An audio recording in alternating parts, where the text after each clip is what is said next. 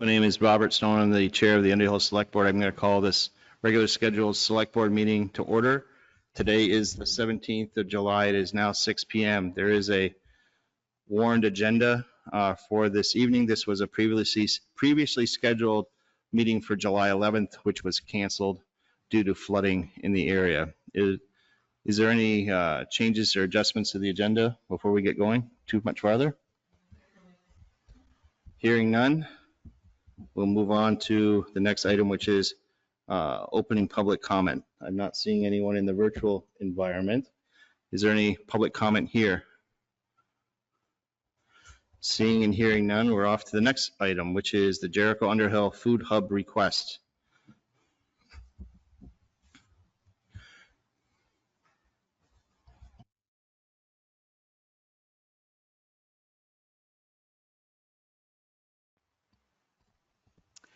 My name is Sandy Wilmot. Thank you for seeing me yet again.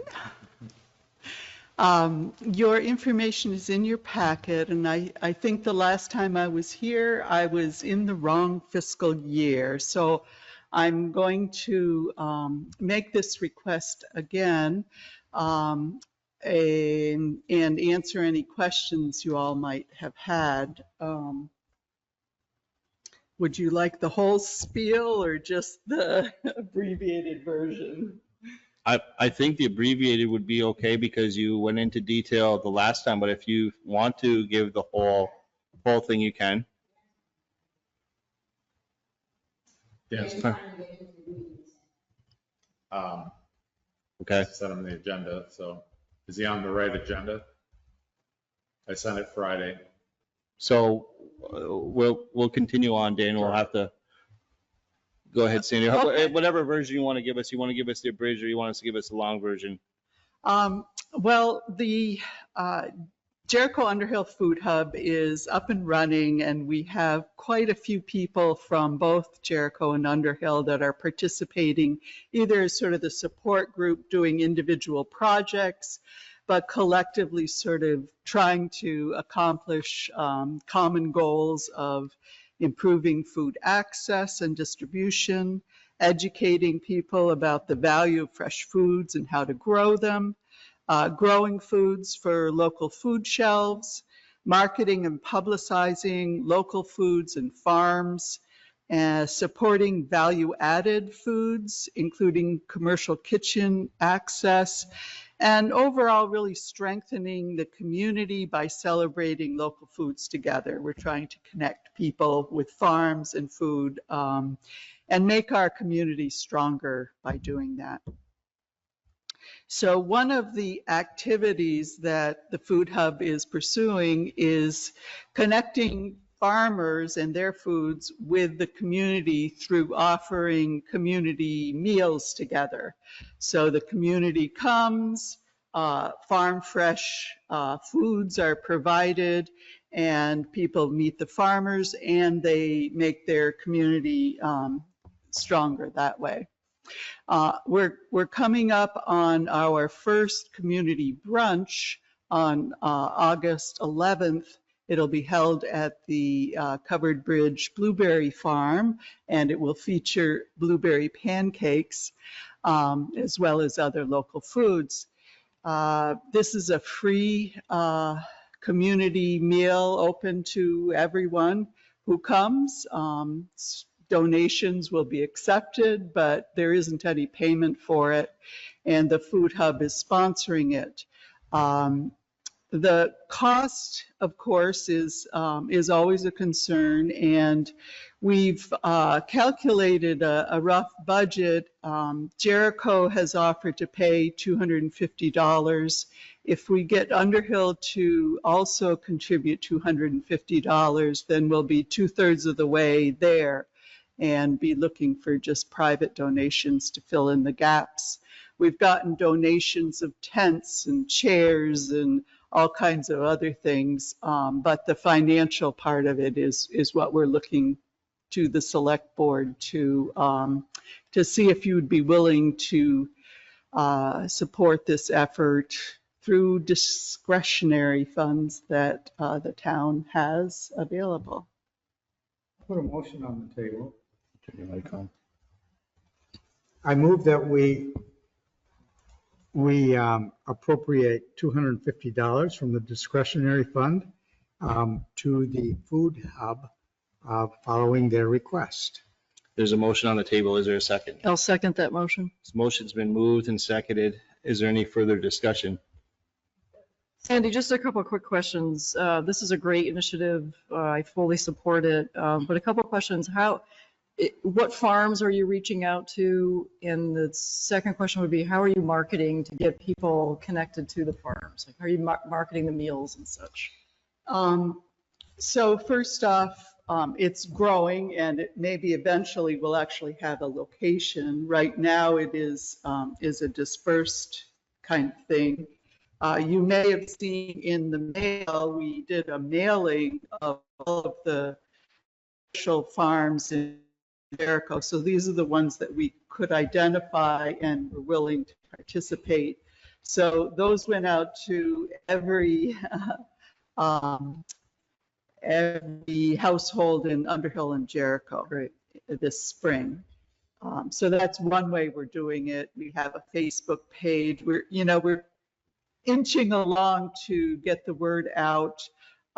There are farms that are offering special events which bring people in, such as the farm upstream is starting on Lee River Road. They're holding a grafting workshop in August to kind of bring people into the farm and to learn how to graft apple trees. And, a lot of activities like that each different farm and allow community members to, to go and see and that kind of thing. Yeah. I think it's a wonderful program, and connecting food with, and the farms that come from is a wonderful thing. But that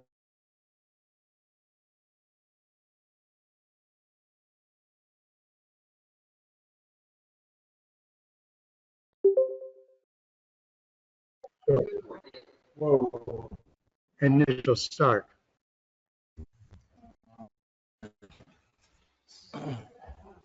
Didn't say that. But I won't Here, so.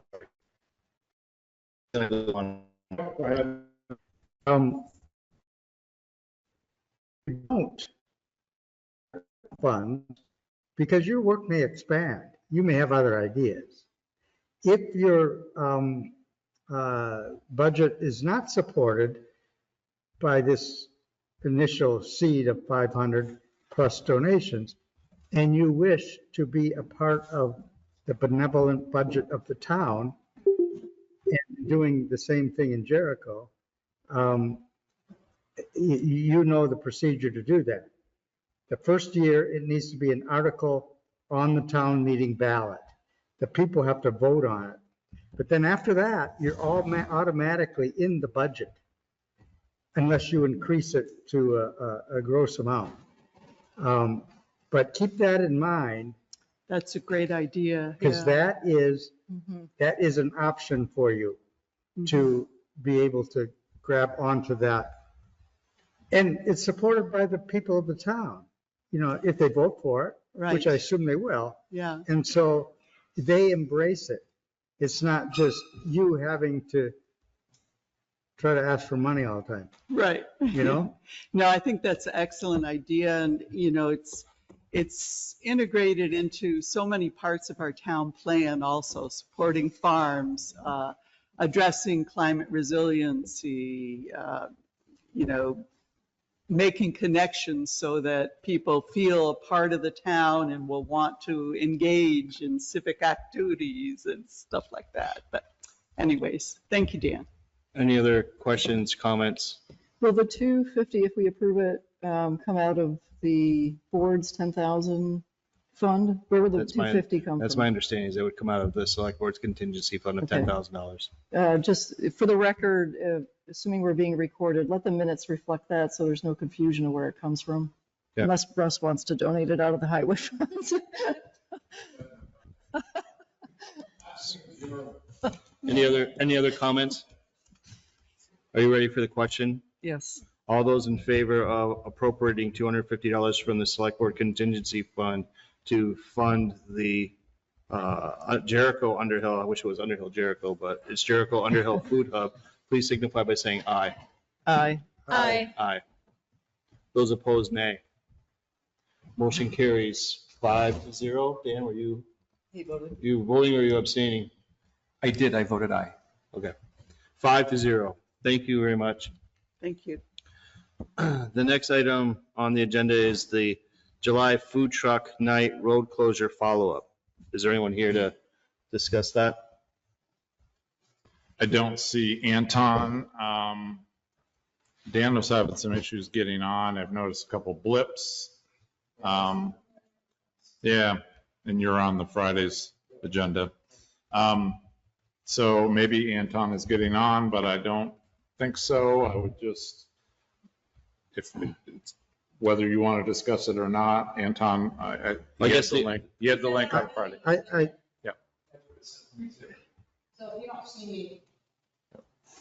you want to go off and then come back on? I just soon not do that. I'd just like to stick, we're recording, Mom Mansfield's recording, so in essence of getting accurate minutes. So are which we I'm not taking. Are we planning on having the road closed then for tomorrow night?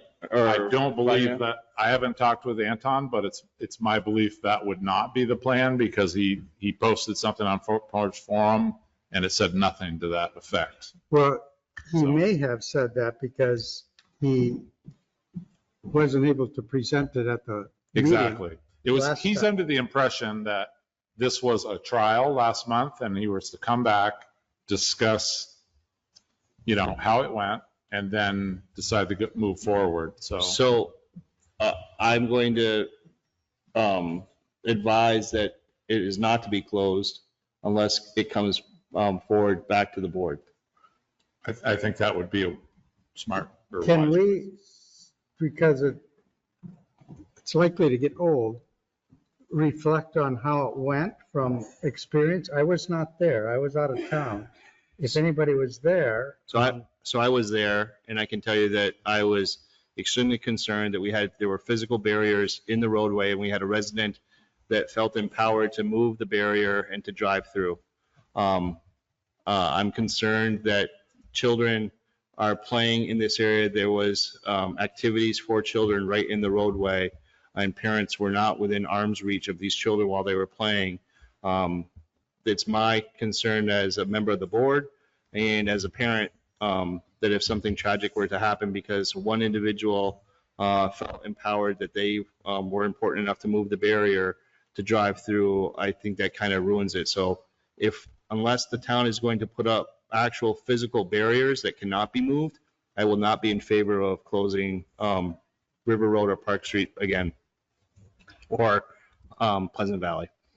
I would not be wanting to make that decision based on one individual who is obstinate. I would support what you're saying about something more definitive and more permanent, that somebody can't just jump out, and it needs to be a more permanent thing. However, it also needs to be able to be moved if an emergency vehicle is needing access. Now, that said, we would have plenty warning, I would think, if an emergency vehicle would come. So if we would step up the barriers to prevent that kind of obstinate behavior, I don't think one individual should make the calls on this. I think there needs to be a better plan. In order to move forward with closing the road, there needs to be a better plan than one. I'm not saying the plan that we have before us was bad. I'm saying we need something better than what we had, because I don't think anyone was anticipating that someone was just going to blatantly go through, and all it takes is one. Is there any other discussion? Yeah, I would be interested when the rec committee is able to comment on it, how it may have enhanced the event, and if it did, because that would be a basis. I think that the food truck night has been very successful as an endeavor, And it has grown from the first times it has happened. It will not get smaller. It will get bigger. And I would be interested in the analysis of how the event was enhanced and made better because of the road closure, despite the obstinate behavior. And how we can, tighten that up. And I agree, Bob, it may not have been a tighten up plan. I would like to add, I've also heard positive feedback that it went very well. I did not hear that there was an issue. I don't think that would exclude doing it. I would think we should look for ways to possibly support it and take some steps to maybe enhance the safety around that. Any other discussion? I'm done. Moving on, hearing none. I don't know if I would just advise, since there's nobody online, that everybody turns their mic on. Not sure if you had yours on, Dan. You did, okay, good. It's just, so that typically, just to recap here, why we turn our mics on and off is because when someone is online and they get a kind of a reverb through. So if we're not corresponding with anyone online, then it's fine to have the mics on. Okay. So- Who is MS? Mount Mansfield Community Television. Okay. Moving on, next item. Review and discuss proposed changes to an existing ordinance regarding street naming, numbering, and addressing.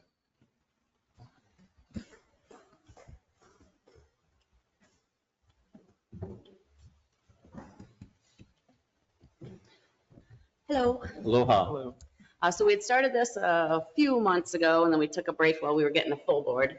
But I had sent you in the packet the old ordinance that was from 1996. And so it needed a little updating.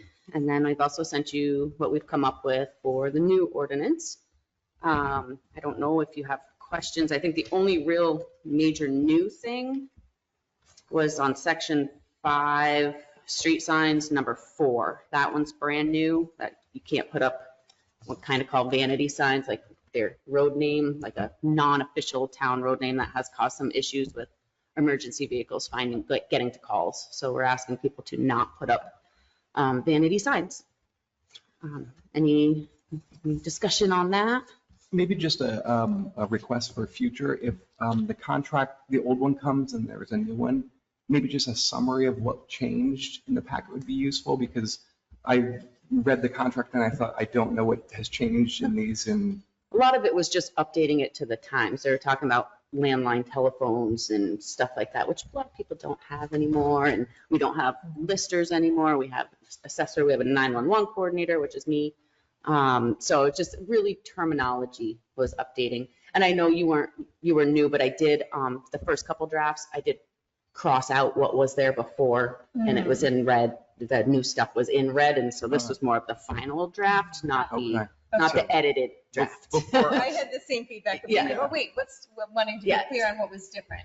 Yeah, sorry, you guys No, did. that's okay. Thank you. There was other drafts with actual crossouts and stuff in it. thank you. Yep. So Sherry did say that we need to run this through VLCT to make sure everything's good. I talked to the 911, our state representative at the 911 department. He's read it. He's good with it. Russ gave me information on the signage and sizes and information. So with an ordinance, I believe we have to have, a public hearing, Brad, and then we Yeah, have to so wait 60 days for an appeal. Yeah, so we have to kind of settle on a final draft, and then we have it's on the warned agenda that it's a hearing to discuss the ordinance. And after that, we take testimony, or you take testimony, it appears in the paper, and then 60 days later, it becomes effective. So an ordinance is very different than a policy, right? So ordinance is governed by statute. So it's not almost like a law. It is a law. It's an ordinance. So, question. So if it's the consensus of this board to move this forward to the Vermont Leagues of Cities and Towns, that would in essence be the final draft review.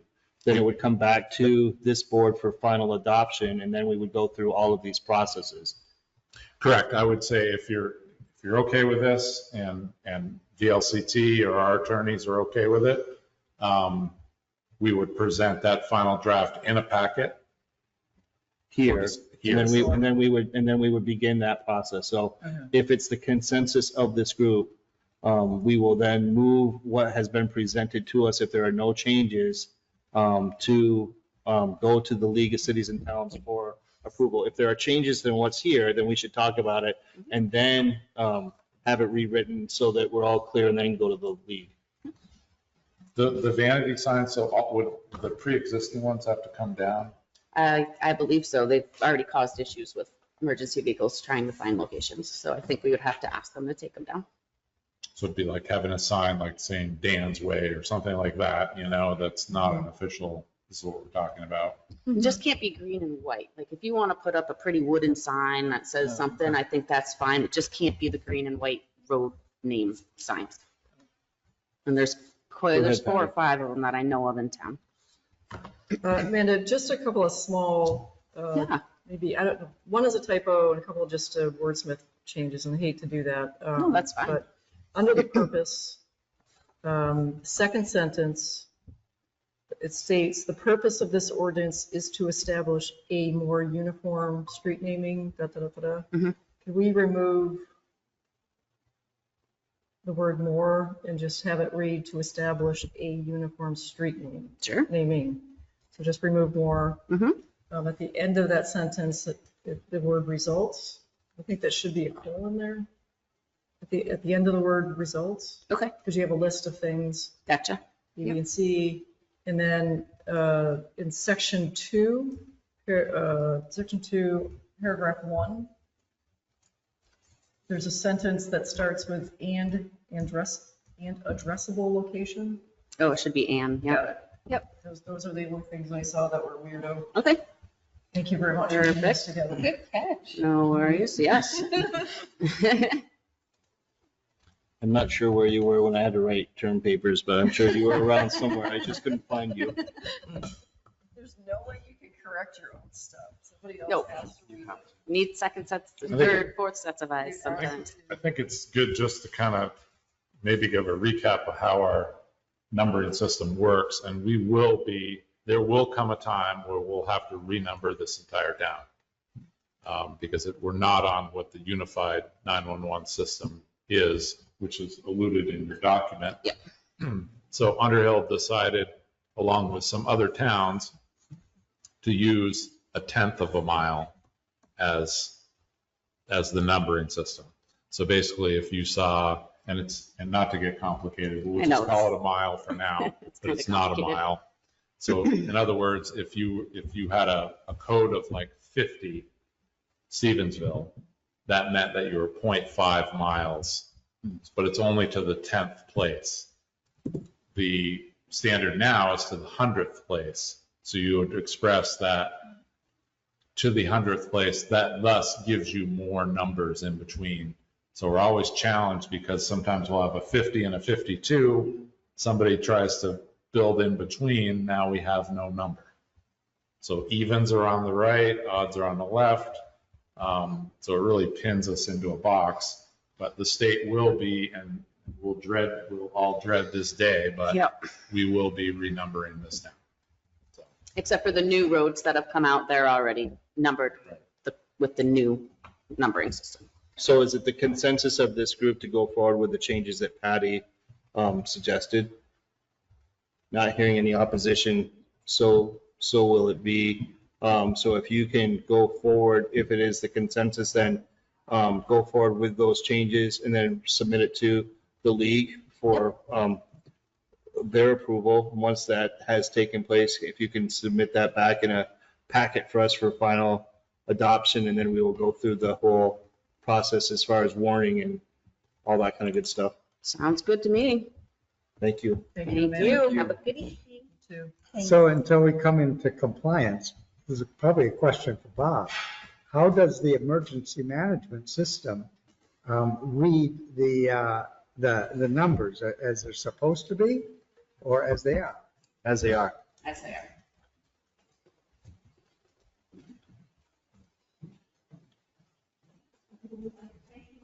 Yeah, you have to go with what you have. Unless they're gonna change it. So that's all in your database.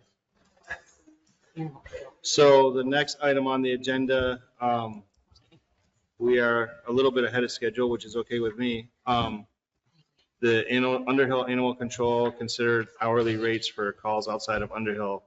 Miss Jennifer Silpe-Katz. Hi, everyone. I often, frequently, several times a month, generally, take calls from neighboring towns. And most of the time, it's just a referral, but nonetheless, it could be on a Saturday night or Sunday midday. It could be any time. And I brought this to your attention several months ago, but we didn't do anything about it. And I think it's time because last month, if you look at the monthly statement of activity, there are multiple calls that were for cases that are in Jericho. Jericho has hired an animal control officer. They have said that, and then they lost their town administrator. So she's learning, but certainly doesn't have 20 plus years of experience. And the town of Jericho is accustomed to being able to call me for help. So they've agreed to pay me if I do work for them, whether it's assisting or counseling with their new hired person or responding to a call because she's unavailable, or, because I respond. So what I'm requesting is that I be allowed to bill through the town of Underhill to the town of, it's mostly Jericho, but it might on occasion be another town. And I won't respond to another town unless they agree to the terms that you all agree to. But I would like to be able to Jericho for my time when I'm responding. And I think that's the only way they're going to realize that I am responding to these calls, because otherwise they have no idea that I took all these calls for them last month. They don't know that they've got dogs on the loose. They don't know that they've got, a dog that attacked a person. I mean, unless I have a system for notifying them and sending them an invoice, then they're completely unaware. So that's my request. I think that it's a valid request. I do think that we probably need to review this with legal. I'm concerned about the liability exposure that would be presented in case something does go wrong when you're acting in behalf of another town, because we got the call, and so now we are involved in some type of dispute that may arise from having to deal with somebody else's property outside of the town of Underhill. So I think that we would need to have some type of contractual agreement that would be signed by another town before we start getting into that. I'm absolutely 100% concerned about our liability exposure before we go forward with a hourly rate. I think it's a little bit more complicated than that. So I think that we would need to draft something and engage our attorneys to find out what that could possibly be. And if we want to get into that business of, utilizing our resources to help other towns because they're deficient or they lack the expertise, that just puts an undue burden on our resources. Because I know you've been doing this for many years, and you've requested, that if someone would take over your shoes, type of thing. So I'm wondering when that day comes that you decide that I really have had enough now, is Right. this going to be something that the next person is going to want to take on? So I would like to have that. I don't know how the rest of you feel, but that's the way I feel. I would definitely think a mutual aid agreement, similar to what we did with the road crews, work during a crisis would be a good idea to put in. Now, I'm assuming, tell me if I'm wrong, it's not that you are wanting to expand your employment to another town and be on the payroll for another town. I didn't think that They'd was ask the me. case. So any work that you would build, Jericho would come to the town and then come to you in the form of your remuneration for your position. Yeah. And that would really keep it clean. And that, legal counsel would like Yeah. to do that. Well, I'm not looking to, I mean, I could freelance all across the state if I wanted to. I'm not looking for more things to do. You could But be I don't want to professional. turn away, last week when it was a Jericho resident's dog that was in Mills Riverside Park, running back and forth on Route 15, I wasn't going to not go attend to it. We have a mutual agreement about how we're going to handle Mills Riverside Park, but this was, the Villeneuve rental house across the road. Sometimes it's a dog that is in Browns River Middle School, inside the school, urinating all over the principal's office. I mean, there's things like that that happen, and I could ignore them, but when Kevin Hamilton calls and tells me he's got the dog urinating on the bushes, I went and helped get this dog out of the school. So I'm not looking to do more, but I do understand that we need to be legally protected. So I can certainly, and I'm not looking to make this a regular thing. I am happy to help get this person trained if she has questions and she's out on a case and she has questions. But again, the liability, if I say do X and something has a negative outcome, then obviously we need to make sure that we're legally protected. But I'm not looking to spend more time doing this. It's just, this shows you what I do, and I'm already doing the work. So if you're telling me not to go out on these Jericho calls, then that's a whole nother discussion. But I'm already doing it. I've been doing it for 20 plus years. I've picked up dogs in Westford and Cambridge and. Well, I'll speak for myself. I would prefer that you not do that until we have a legal agreement between the town and our surrounding communities, because we are exposing ourselves to liability that's unnecessary. Then it would protect you, because if you would be perceived of doing something that they didn't want, that could call you. Yeah. Even though you're very careful and know what you're doing. But even I would think helping to orient somebody from another town, Jericho, Westford, wherever, to what the job is like, that should be a billable hour. And the town and you should benefit from that. The town as a pass-through. How many other towns other than Jericho? It sounds like Jericho is predominantly the one that you're most often to get called to, but how frequently are other towns or other areas? Several times a year, Cambridge. I have had calls for in Westford, but mostly those towns. Sometimes even someone from Essex will call me. I still return the call and I'll say, oh, I'm sorry, I can't help you, but I can't help getting the calls when I've been doing it for as long as I've been doing it. So, but mostly I will refer them, but nonetheless, I'm returning calls on a Saturday, a Sunday, at night, on a holiday, whatever. And I feel like I'm not getting, I could ignore the calls. So maybe that's what I should do. I don't know. I'm thinking for, at least for like Jericho, and as you said, by having a system in place, there's then an information tracking that can happen. There's a communication that they know the kinds of things that are coming up, that then you can, if you can't count it, it doesn't happen is a frequent saying. But by being able to do that, having, whether it's a mutual aid agreement or something that's more formalized with Jericho. And it's mostly Jericho that would be, that's the main concern. Yeah, because I agree. I think you should absolutely be charging for that. That's, resources that are expended. But Jen, if you go out on a call, heaven forbid this happens, but if you get bit or something, if you're in the town of Underhill, as an employee, that's in a covered event. If you're outside the town of Underhill, without that agreement in place, I would fear that that would muck up. I don't know. I've been doing it for 23 years. I know, but I've smashed windows to get dogs out of cars at Mills Riverside Park. This month I had a call that there was a dog in the heat in at Deborah Rawson Library. I don't know how to not respond to those kinds of I calls. get it. I understand. So that's why I'm bringing this to your attention.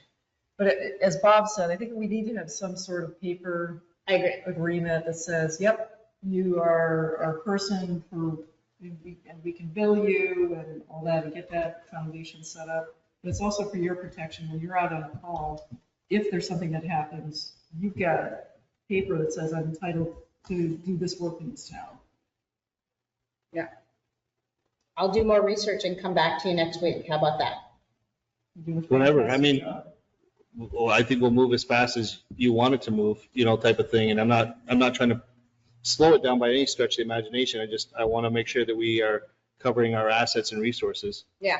It's And just- you're a good one, type They're of thing. happening more frequently. That's why it's becoming more of an issue. I mean, I looked last month, I think I can't see without my glasses, but Deborah Ross Library, Jericho, Jolly's, that's 3, Jericho. Cambridge. Before we move on, do we have the town of Jericho's animal control officer's name and telephone number I do, yeah. and email address? Mhm. Maybe we need to put that on our website or web address when it goes to animal control and saying, if you're in these towns, these are your contacts, so that they go directly. So I'm guessing like somewhere along the way, they are getting your name and number, right? As the point of contact. If it's not on the Jericho's website as far as who to contact, and there's no name, telephone number, or email. It is then on Jericho's site, but I think it's a good idea to go ahead and put it on our site too. I can have Mandy add it. Any other discussion? Thank you. Thank you. I'll give that back to you. Next item is the Town of Underhill Supervisor items. Russ Clark. I warmed the seat up for you, Russ. Happy birthday, Russ.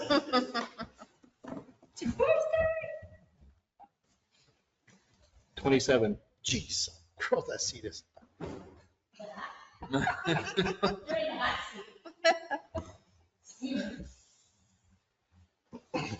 Okay, first on my agenda is Daudelin tree removal quotes. So you remember I came to you folks back in June about getting Daudelin Road cut and utilizing funds from last fiscal year. And we decided that we should do our due diligence and get 3 quotes, which we did.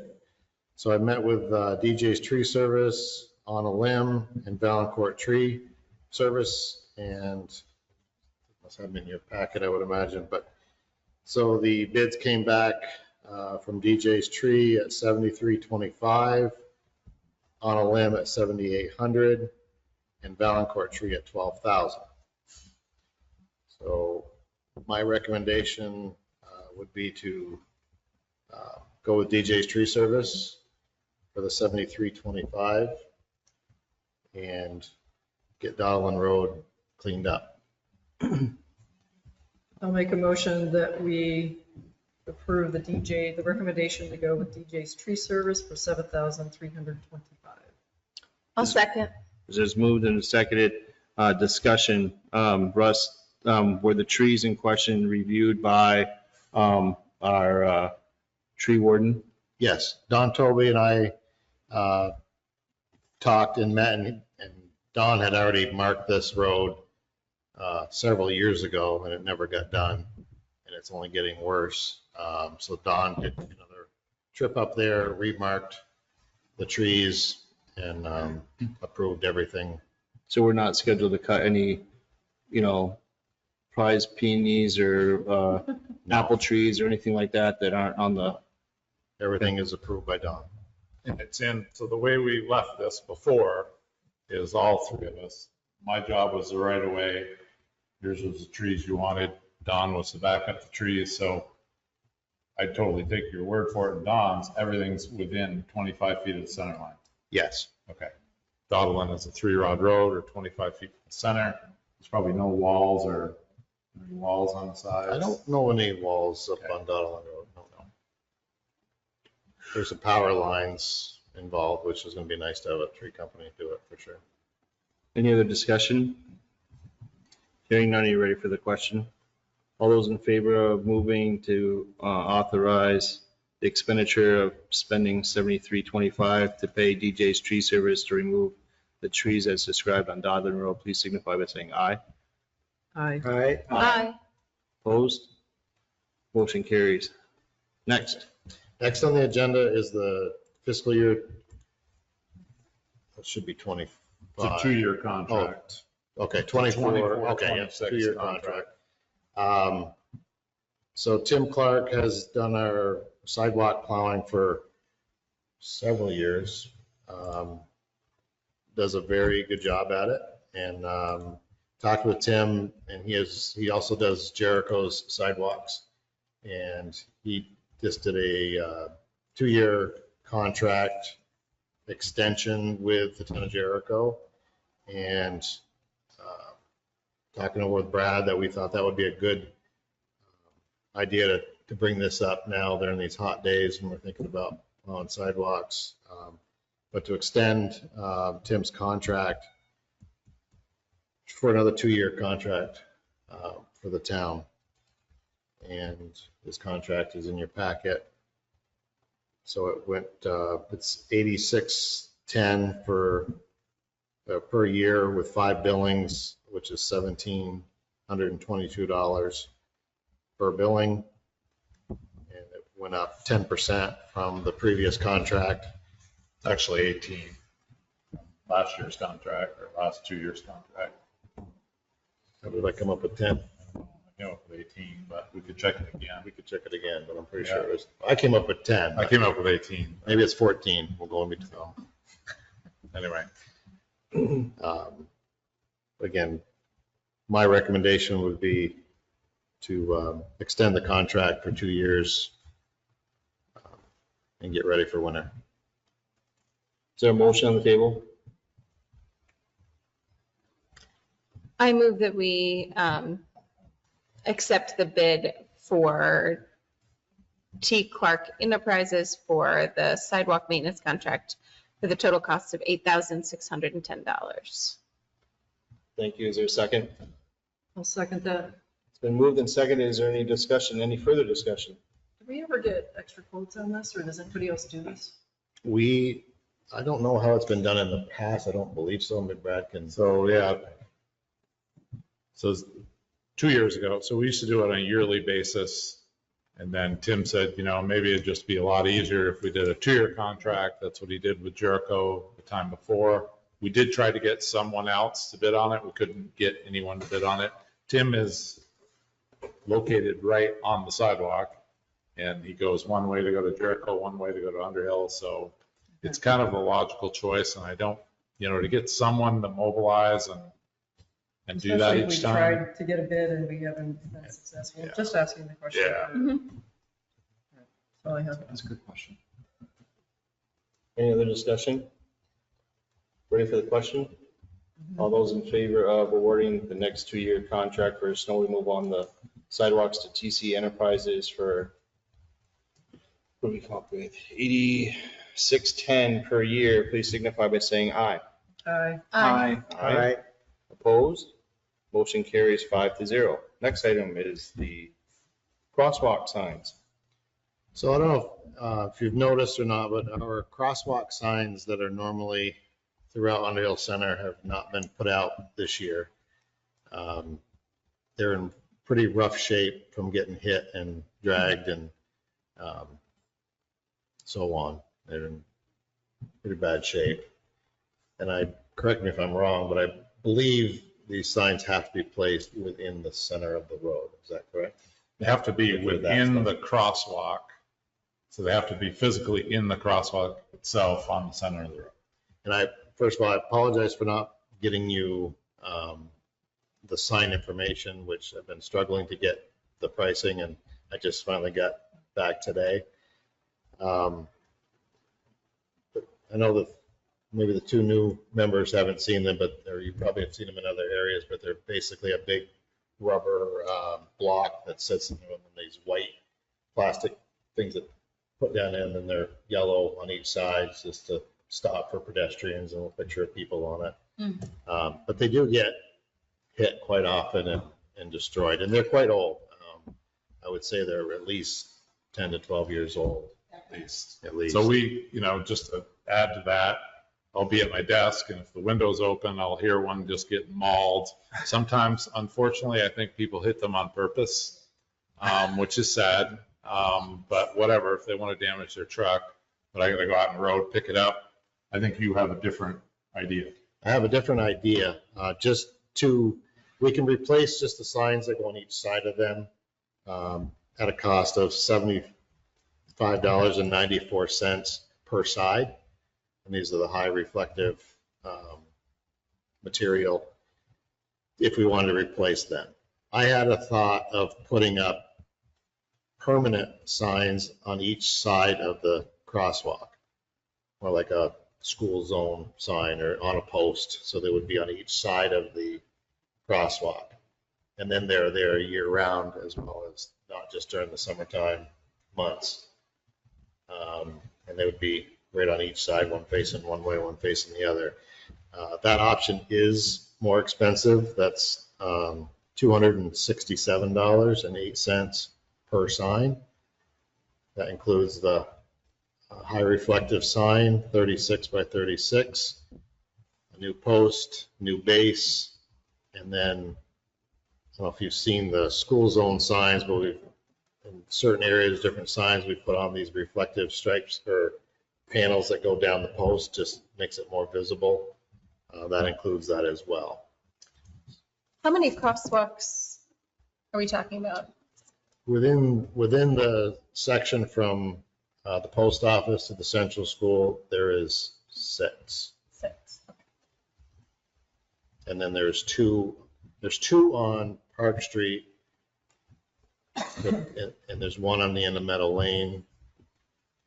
But those currently have not had crosswalk. You're saying a 3 by 3 sign. So. If you get them all, that'd be 18 signs? What's that again? If you get them all, that'd be 18 signs? Yeah. So it is a bigger expense. I mean, we don't need to do them all. I don't know. I kind of like that idea better because they're up year round, because crosswalks are year round areas. Have we had a problem with the ones? Have people been hit? Have there been accidents? Are the ones that have been here for however many years not effective for some reason? I wouldn't say they're not effective. I think they're more of a nuisance, because some areas like down by Krug Road, River Road, Pleasant Valley intersection by the church, you can't put that in the crosswalk area because you can't make a turn off from Krug Road onto Pleasant Valley Road. It's in the way. So it's kind of just stuck over by the store, or the old store. But have there been any injuries? Not that I'm aware of. Okay. And maybe I don't know if it's law to have them at crosswalks either. I don't know that. That's a good question. I don't think you can attribute the sign to the lack of incidents, but I think maybe if there were accidents happening and they're not as effective, that would be a reason Right. to possibly go with something a little more permanent, louder, bigger. I just think the fact that, speaking personally and being effective, we all go out and pick the thing up. I pick it up probably 2 times a week. Yeah, easily. And I think that's not really a great use of my time to go out and pick up. And it's not just that one. It's, you got to stop. They get turned sideways. Or they'll get moved. Somebody will just take it and move it off so this way, if you have a permanent sign, I guess. This is all great discussion. I'd like to have a motion on the table for what direction, if any, we're going to take. I guess I would want to know what the cost is. So if there's 18 or if there's 25, what is the actual cost of both proposals? Well, if we utilize the 4 signs that we currently have and reface them with new signs, that would be $607.52. And how much would it be the other way? So the other way per sign is $267.08. And that depends if we do all crosswalks or if we just do the crosswalks where we've had these signs in the past. So where the signs have been in the past, if we're going to compare apples to apples and not expand it, just keep it. Post office, Krug Road intersection, Town Hall, and the old schoolhouse. But you don't have those signs in the roadway now at those locations. In the locations where you have the signs in the road, there's 2 locations where those are now, or just 1? We don't have any signs up currently. No, the signs that are in the roadway, in the crosswalk, we have, how many of those signs?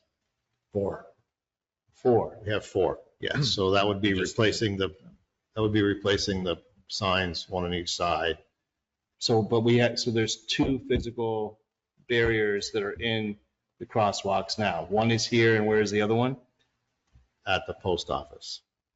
No, Town Hall and the old schoolhouse is where they've been in the roadway on the yellow line. Is that what you're asking? Yeah. Yeah. Town Hall and the old schoolhouse where they've been in the roadway. The others have been on the side of the road. So I guess I'm looking at it this way, is that if we're going to go back with a sign to replace the 2 that need to be replaced, and we have an option of either going back the way we have been doing it and putting something physically in the roadway, or we're going to put up something that's more permanent and longer lasting, the cost difference between not adding to the circle, but just here at the town hall and at the old schoolhouse, we have 2 locations. The price for doing it the original way and the new way would be what? Just so I'm understanding you correctly. So we put 4 of these signs out every year. 4 units. physical signs. Okay. 2 are put in the middle on the yellow line, Town Hall and the old schoolhouse. The other 2, Post Office and Krug Road, get put on the side of the road because they can't be left in the middle of the road. And that's due to mail truck backing in at the post office and not done at Krug Road because you can't make the turn off Krug Road onto Pleasant Valley without hitting the sign. Okay. So there are already permanent signs by the post office, correct? Crosswalk signs? Yeah, I don't believe so. pedestrian crosswalk, one on each side of the crosswalk. They're big yellow signs. Nothing we put up. Are they new? Because I haven't. All right. Have you noticed them? It sounds familiar, what Yeah, Dan's I saying. think that they are. Yeah. And is that what you mean?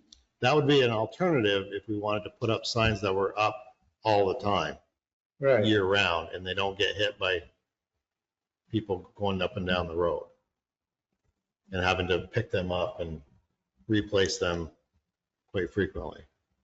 Oh, yeah, there are crosswalk signs. I just Good. pulled up Google Maps. Good. That it's. Yeah, I use them all the Yeah, time. like the. I wasn't doubting you, Feel but free to go out on River Road, right in the middle Cruising of down the traffic. road, are there any more? We should know. What we got. So I'm going to move that we install permanent signs at the town hall and at the old schoolhouse as a starter, and we can come back and revisit this. But at minimum, right now, I think we need to put up permanent signage here at the town hall and at the old schoolhouse. Is there a second? I'll second. Any discussion? Yeah, I just want to go back to I think you slow people down, you get something in the middle of the roadway. So I'd actually love to see both. So if we're currently getting the in the road sign run over, is there something different that we can do? So if they hit it, it falls down but pops back up, some sort of spring load thing that's. Or like those yellow, like things that go in the middle. I don't know, if, like the, you know what I mean? Like I don't think you could have reflective. anything like that would be legal, but maybe. Yeah. I don't know. The sheriff picks them up. These guys pick them up. We pick them up, I know it's a pain you in know, the. day in, day out But it sometimes. is- So, Could you research an alternative to that? So people are hitting those and it's a pain in the butt. Is there something else? Because I really think it's important that, I think it slows people down to have a physical barrier there. I think you're right. So if you, Signs do you are want really to, dumb. Exactly. do you want to offer an amendment? we have a motion on the table for the 2 permanent signs. Do you want to offer an amendment to add other barriers for that? I do want to amend it to include the in-the-road barriers as well. So, so there's a motion to make an amendment to add 2 additional barriers to both those locations. And Dan, are you seconding that? No, actually, I'm not sure that I have enough information, to be honest, because I was thinking about money initially, and then I was thinking about safety secondary with this. And if what's slowing people down is the stuff in the middle of the road, and that's more effective, then why are we even bothering putting permanent signs up if we're going to still keep doing the ones in the middle of the road? And I'm still not clear on the price. It's $267 per permanent sign, per side, or just for Per one? side. Per side. So you need. So it's $500 per sign, and there's Per 4, crosswalk. so that's per crosswalk, oh, per side, okay. So I guess I would rather hear what is the actual cost for the total project for both options before I understand this. I mean, it's it's $500 per crosswalk, we're saying 2, so it's $1,000 versus $600. So rough math, right? 267, 8 cents. So we would need, if we replace the 4, so we would need 8. Okay, so that's $2,136. versus 607. 607 would rebuild all 4 signs that we have. We'd have to rebuild them. Well, they're new signs. I get your piece that sticks in the rubber block. So there's a sign on each side. Right, we're throwing away the old ones. The old signs, but the structures are still Okay, so okay. It's just these are new. So I'm going to reel this back in. We have a motion on the floor, and we have Patty making a motion for an amendment to the original motion on the floor, which is to add 2 permanent signs to be in the roadway, and we don't have a second. Is there anyone willing to make a second? To be clear, is your motion for just the same 2 crosswalks that we were just Yes. talking about? Yes. Okay, then I'll second that. Okay, so now we're talking about just the 2 permanent signs in the roadway. So the question's been asked and answered as far as how much it's going to cost to utilize the existing signs and whether we go with new. Are there any other questions as it relates to the permanent sign or the in-the-road. in-the-road signs? And in-the-road signs is $607, correct? For all 4 signs. Okay, that's peanuts to slow people's But those butts are- down those- coming through town. In my those- mind, that's piddly dollars. It does make an impact. So again, I'd like to see both. Okay, so I don't have a concept of what those permanent middle of the road signs we're not talking about that yet. would look like. We're not talking about that. What we're talking about right now is the signs that are in the roadway. And to replace those signs is going to cost $607. So you are discussing and voting on whether or not we are going to entertain the idea of replacing the signs that are in the roadway for $607. So we'll get to the signs next to the road after we talk about this, but we're talking about just this right now. So is there any other discussion about the signs in the road? No. Okay, Will they be different than the signs that are all beat up? They'll be the same, but there'll be new signage on each side, new faces. new faces. And that would do the 4, but that doesn't give you a permanent mounted sign, just to be And clear. that's not what we're talking about right now, but I thank you. Are we clear? Are we ready for the question on the amendment? So the amendment is to vote for adding to the original motion $607 to replace the 2 signs that would be in the roadway for a total of $607, so everyone's clear. 4 signs. 4 signs. 4 signs, $607 total. But that's not going to give you your permanent signage. I'm not talking about permanent. I'm talking about the signs that are in the roadway. We're refurbishing the signs we currently have. And that's still going to give you signs that get hit, knocked over. I understand that, broken. but that's what we're talking about right now. $607 refacing the signs that we have, 4 new faces, 2 signs, 2 locations, $607. That's what we're talking about. So everybody's clear. That's what I was. Are you ready for the question? All those in favor, please signify by saying aye. Aye. Aye. Aye. All right. Aye. Motion carries 5-0. Motion amendment passes. So now we're back to the original motion, which is now going to be that we're going to add 2 permanent signs or 4 permanent signs, right? If we have 2 on 2 different crosswalks for here at the town hall and at the old schoolhouse, so there'd be 4 total signs, right, Russ? But I think Patty wanted to put 2 permanent signs, only 2 permanent ones. And what you said- That's not, so my question to you is 4 signs, 2 locations, permanent signs. That's Oh, what the original, permanent that's on what the the original, side of that's the what road, side original of the motion road, is. Side of the road. Side of the road. Okay, So there'd be 4, 1 going one way, 1 going the other way. correct. So there'd be 8 total, Well, Eight. no, we already have some at the post office. 6 total. Well, or I think Bob was just talking about town I'm hall. only talking about the and town hall and at the old schoolhouse. And we're going to erect new signs because there's no signs there presently. And that we are going to need, how many faces are we going to need of these new signs at those 2 no locations? 4 or more than 4? 4 signs. 4 signs. 4 signs. Confused. Well, I want to make sure we're clear because you're the one that, so we have 2, we're talking about 2 places, the town hall and at the old schoolhouse. Okay. We have to install signs. If we want to put permanent signs up, we have to install the posts and we have to install the signs. So we're going to install the posts on either side of the crosswalk. And how many faces are of the new sign, permanent faces of the new sign are we going to have to purchase? You're going to have to purchase 4. 4 for this location and 4 for, No, 4 total. 4 total. 4 total. We got a one-way sign. You got 1 going this way, 1 going that way, just a regular And the road. same thing at the, so 4 total 4 signs. total signs. And that's going to cost how much? The 267 Times 4? 08. 26708. 26708 total No. 26708 Per sign. times 4 times 4. is $1,068.32. 1,068 what? 32. So now,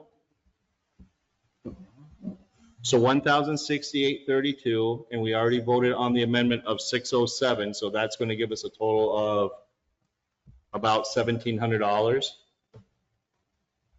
Mm-hmm. for signs in the roadway for these crosswalks. So now we're voting on the original motion. So that's what you've already approved the signs in the road. Now these are the signs that are going to be permanently in, next to the road. So the total of what you're going to be voting on is going to be about $1,700. Is everyone clear on what we're going to about to be voting on? Yes. Can I have one comment of discussion, or are we done? Yeah, no, discussing? we can discuss all you want. Okay. I can conceive, picture the one right here. There's lots of room. There's lots of visibility. I'm wondering about the potential of sign pollution over at the old schoolhouse. And I'm having trouble figuring out where the trees are. And, you know, I know that there's a sign there identifying the historical site of the building. And I'm wondering how busy it would be. And the busier things are, the less people see it. So does anybody else have a clear picture of that? I'm looking over Maureen's shoulder, and Yeah. one side looks like it's somebody's driveway. Is that Correct. right? Correct. So I imagine that might be an issue perhaps for the homeowner. I don't know, but it would be right in their driveway. It's in there. It leads to like grass for where the crosswalk goes there. Yeah. There's space on each side, as long as you can put it there. I don't know what the right-of-way issue is on the edge. I guess I also have a question about the need for this. I understand safety, I understand wanting to make this obvious, but I'm just wondering why we would do a little more with this? The only reason I brought this up was because our current 4 signs that we have available, that we put up every year and take down in the winter, because they can't be out for plowing purposes. They're in disrepair, so they're in bad shape. So, and they're always getting thrown, hit, dragged, whatever. So then I thought maybe it'd be better to put up a permanent sign on each side of the crosswalk, if we're even required to have sign. I would imagine we probably are required to have some sort of signage for a crosswalk. So that's my idea, was if we wanted to put up permanent signs, so we didn't have the problem with them getting hit and dragged and thrown. So if you would like to make an amendment to remove from consideration the signs near the schoolhouse, that would be okay. I would, Or if you want to defeat this and then we can start over, we can certainly do that as well. I would like to approve the money and use some common sense in evaluating and maybe getting a sense of, you want to check it out with the neighbor who's right there. Just because we vote on authorizing the money doesn't mean we have to do it completely. That's correct. Can I offer just a quick thing? We can assess and have a consensus, and we don't have to even bring it back to the board. Smart people on the highway crew and the town hall and maybe a couple committee members that you ask that are tuned into this kind of thing, ask their impression. There's also the question of if we have signage at 4 crosswalks within town and we have a total of 12 or whatever it is, should we be doing them all or should we be doing none of them? That's the other thing that could arise as a question. I was thinking So- the same thing.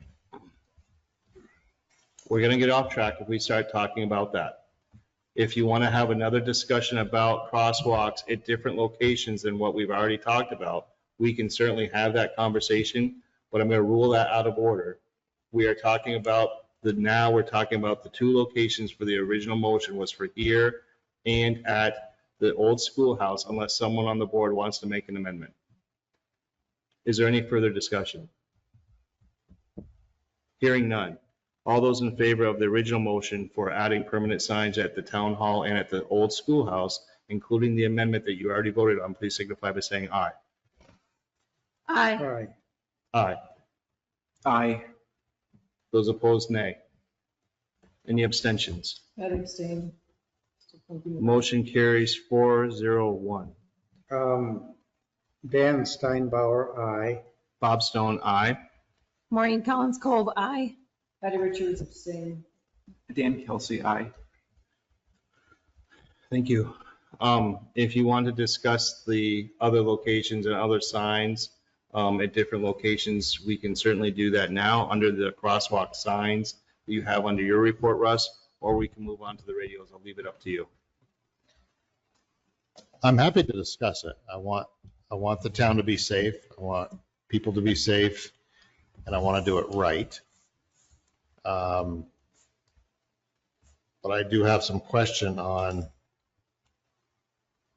my whole concept of bringing this to you folks tonight. I do think the signs, when they are in the road placed correctly, are good. But if they're not able to be placed correctly, then they probably shouldn't be used. I also have a question or a thought of the crosswalk that is by the store, or the old store, it used to be a store. Does there need to be a crosswalk there? It basically crosses, what it does, it crosses from the church lawn and that little diamond to the store, keep calling it a store, the old store steps. And believe it was put in, from what I've been told from the other crew members, of when it was a store, that became a crosswalk for safety reasons. Does it need to be a crosswalk there? If you're asking for each one of our individual's opinion, we can certainly share with you what our individual opinions are. But we can discuss that, I guess, if you want. But that's not something that's necessarily on the agenda, so I don't know if the board is ready to, deliberate on that.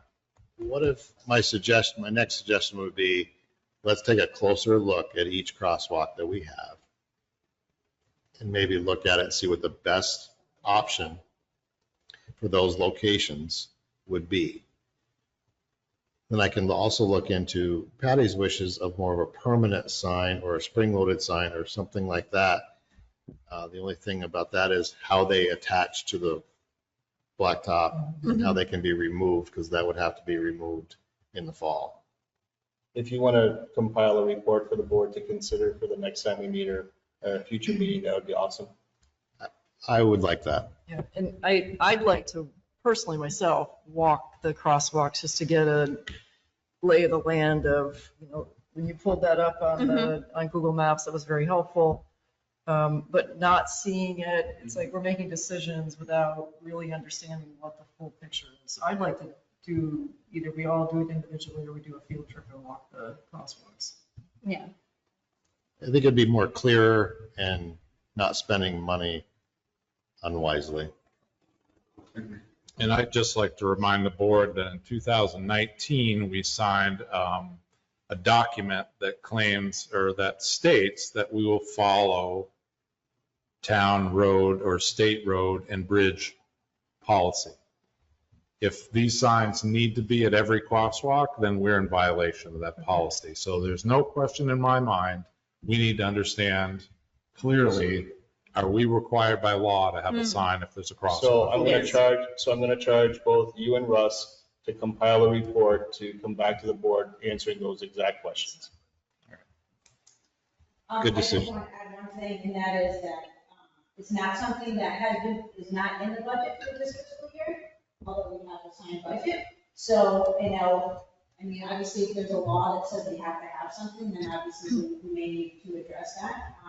But otherwise, my recommendation would either be that this could be something that we might work into the ARPA pedestrian sidewalk fund, or if it's something that could wait until the next fiscal year and be ready to roll for next July. If it can wait, it's just not something that we. So I will say, why don't we have the finance officer, Jennifer, yourself, Russ, Brad, work together on a report to come back to us so that we can have a better understanding of where the funds will come from for this type of expenditure, should we decide to go in that direction. If that sounds reasonable. That's good. Are we ready to move on? Next item is the radios. So radios, we budgeted money to install. I'll back up just a quick minute to clue in the two new members. So we have radio systems in all of our equipment, at a base station here at the town hall and one at the town garage that we use to communicate back and forth throughout the town. We have a problem with being able to reach each other from different areas of town. Pleasant Valley, Bill Cook, today I learned at Poker Hill. The valley is probably the most worst area where there's nobody can hear me out there, no cell service. So if we have a problem in the middle of the night, whether it's a breakdown or stuck, or even during an emergency situation, flood event, windstorm, whatever, our radios do not transmit. So we did some investigation and we got a quote from Burlington Communication to install what we currently have is what they call VHF radios. And they make a radio called a UHF radio, which would go off a repeater or a tower off the mountain. So we could get all around town have communication for our highway crew. The town clerk needs to get hold, Brad needs to get hold of us. We have town-wide communication, even outside of town. We could be in Johnson hauling sand. We could be in Winooski hauling out of Whitcomb's. You know, we'd have better full communication throughout the town and the highway department and so on. So we budgeted the money in our for fiscal year 25. And now that it's July, and it might take some time to get this rolling, to get orders in and so on, I'd like to get approval to move forward with what we talked about, with putting in the UHF radios in our equipment, base station at the town hall and a base station at the town garage. And what was the cost of the project? So that total quote, we're into $16,632. Is that, no, it's not. Okay. Okay, so this is the quote, and we can get you a copy of the quote, but that was our quote. But that quote gave us 10 radios, 2 base stations, and we also talked about getting portable radios, which we currently don't have portable radios now. And we thought it would be nice to have portable radios for whether we're directing traffic or if we have it a flood event or a big event, that we would have portables that we could, Brad could have one, Jennifer could have one, or if we have other contractors in hauling, we could have communication with them. So we originally had 10 radios quoted for our equipment. We did put one in the new excavator already. When we purchased the excavator, it was voted to put that in at that time. So we would not need 10. I've narrowed it down to needing 8. The only one we wouldn't put one in is in the chloride truck. I thought that we could spare putting one in the chloride truck. And then we could utilize the money for those and putting it into portables. So if we were to purchase the 8 radios for our equipment,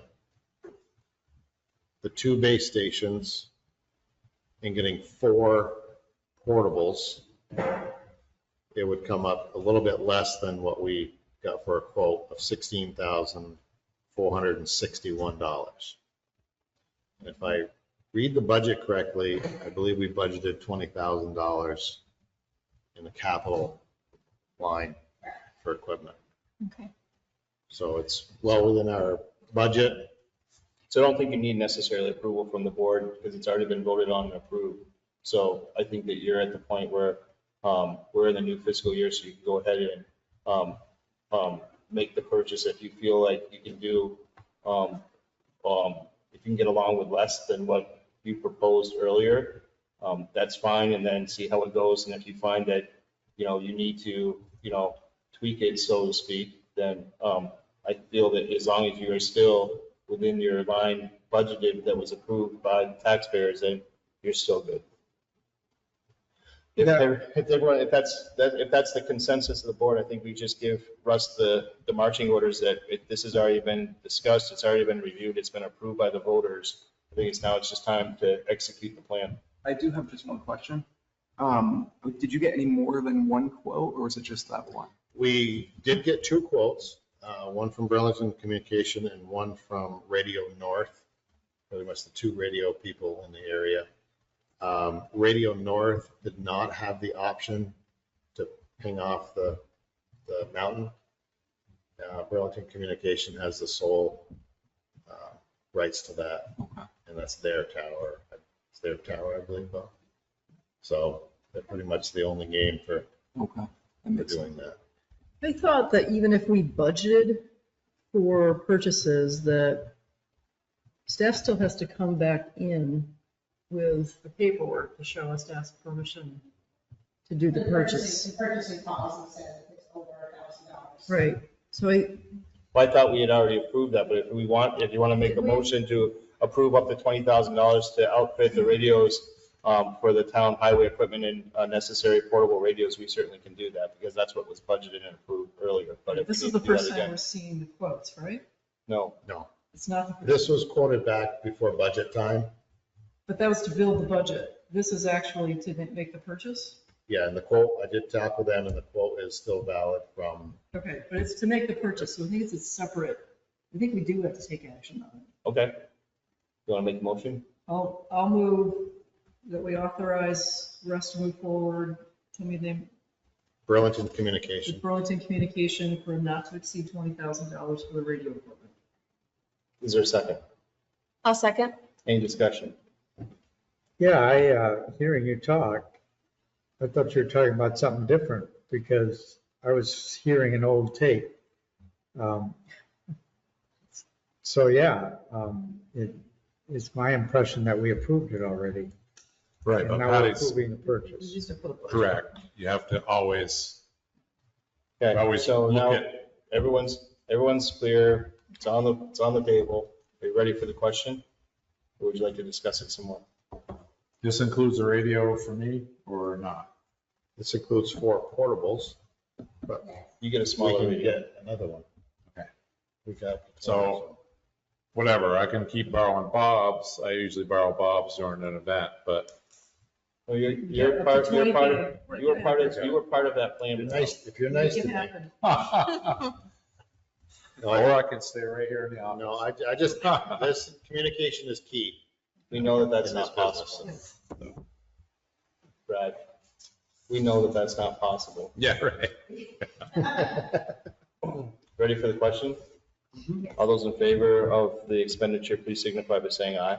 Aye. Aye. Hi. Opposed? Motion carries 5-0. Next item, Thank you. Casey's Hill parking expansion. So as you know, we've had, well, This we voted on. We have taken action on this one. right, we had to repurchase culverts We got stuff, we got you. that got used by the Right. past I regime. know where there's a lot of used ones. You did? I think we've used them twice now. Well, anyways, So, and we did get numbers for culverts for the budget, which we did add into the budget line item for culverts on Casey's Hill. So I did get quotes for culverts, which hopefully we can still get. I'm sure there's a lot of culverts that have been purchased in the last couple weeks.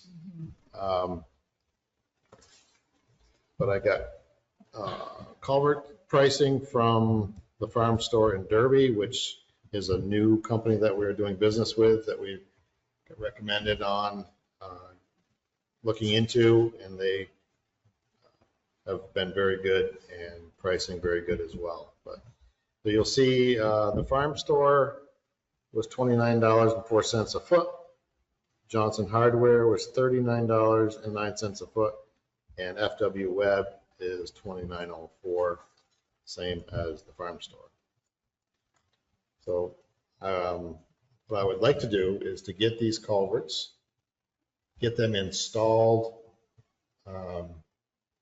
in the near future, and then have them set in there, stabilized, and as we get more fill, instead of trucking it to somebody else or up to the pit, if it's good, clean fill, we can just start dumping there and keep smoothing it out and save time and energy on hauling fill to that location to get a parking lot expansion done. So my request tonight is to be able to purchase the culverts from the farmyard store at $29.04 per foot, and there's 120 feet. So I'm going to do that math. That is $3,484.80, which is in the budget. 3,000 what? $3,484.80. I'd like to make a motion that we authorize Russ to move forward with the farm store from Derby The farm store, yep. for not to exceed $4,000 of culvert purchases for the Casey Hill parking expansion, just in case there's any extra. It's been moved. Is there a second? I can second. Is there any discussion? Hearing none, are you ready for the question? Question before you is to spend up to $4,000 for the place up in northern Vermont to purchase culverts for the Casey's Hill project. All those in favor, please signify by saying aye. Aye. Aye. All right. Opposed? Motion carries 5-0.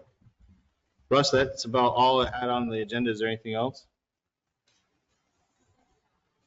Well, before you leave, we have to sing you happy birthday or something. Well, I we don't could know. just, that's okay. I just want to just mention, last Thursday night, this meeting was canceled due to some flooding that we had on Beartown Road. I think we were out of town in Jericho, helping the town of Jericho with their flood event. We came back, but just to thank Brad. Mandy was there for a short period, but Bob, it went well, I believe, to get it patched up. We still don't know the root cause of what caused this culvert to fail, other than it's probably got holes in it somewhere.